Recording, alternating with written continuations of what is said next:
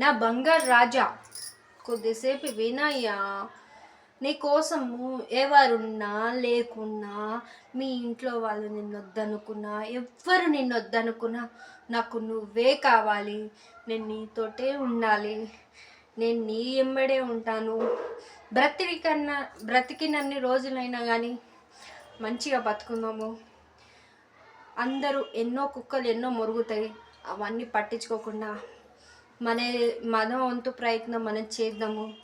ఏదో ఒక రోజు సక్సెస్ అనేది కంపల్సరీగా వస్తుంది అని ఎవరైనా మోటివేషన్ చేసే వాళ్ళు ఉన్నారా? నా లైఫ్లో మాత్రం ఉన్నారండి. నిజంగా నా కన్నా ఉన్నాడు. ఎప్పుడు నాకు మోటివేషన్ చేస్తాడు.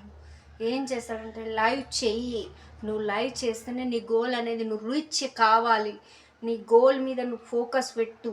ఫస్ట్ నీ గోల్ మీద రీచ్ కావాలి, నీ సక్సెస్ కావాలి అని నాకన్నా అనుక్షణం నా మీద ఎప్పుడు నా గురించి ఆలోచిస్తాడు. ఎప్పుడు అను అను అను అను నా గురించే ఆడేస్తాడు. వాడికన్నా దేశంలో ఎవరుంటాడు?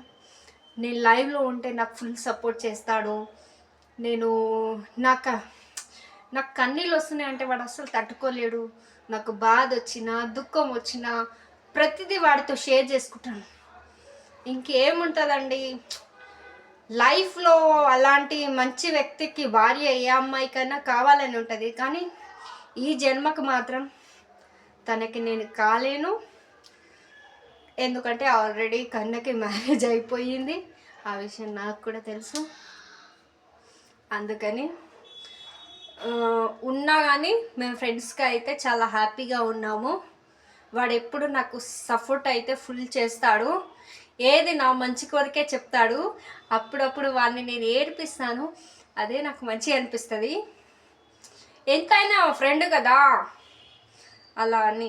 మా లైఫ్లో మాత్రం నా ఫ్రెండ్ అయితే ఎప్పుడూ నాకు సపోర్ట్ చేస్తాడు.